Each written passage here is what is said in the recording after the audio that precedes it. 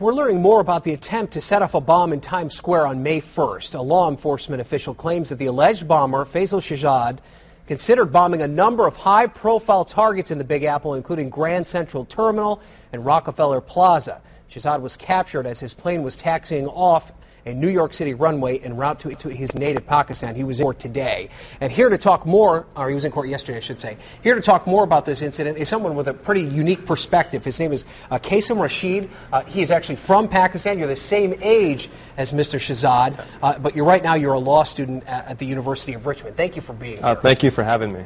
First, I'd like to get, obviously, those of us that are native to the United States had a certain perspective when they saw what happened in Times Square. As someone from Pakistan, what went through your mind when you heard everything unfold? Well, it's really an interesting scenario because you have your loyalties to your country, which for me it's America, and then of course there's the Muslim part of you as well.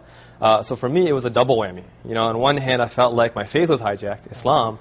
On the other hand I felt like my nation was hijacked, America. Right. So. And that's probably one of the most difficult positions that you find yourself in as an American, but also a Muslim. And do you feel that your religion is being hijacked by this more radical element that is out there, and really the sect of Islam, at least in this country, that's grabbing all the headlines? Well, they're certainly doing their best, but on the flip side of it, there are revivalist movements within Islam countering this effect. For example, I'm a member of the Ahmadiyya Muslim community, and our motto is love for all, hatred for none. What's unique about our group is that since our inception 121 years ago, we've rejected any form of violence whatsoever.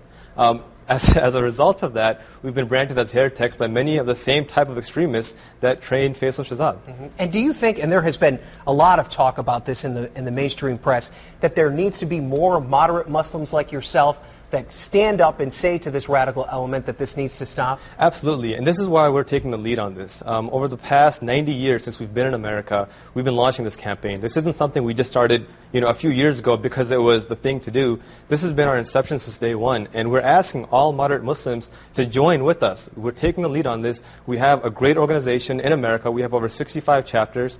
It's high time we did something about it.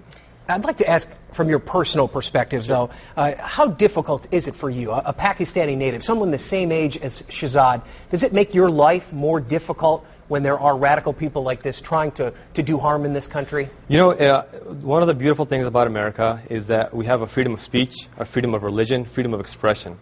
And so when radicals are trying to hijack my faith, Islam, the beauty of our country here is that it allows me to defend my point of view in an environment that's not hostile, which is unfortunately not something that you find in countries like Pakistan. All right, great. Qasim, thank you for being here.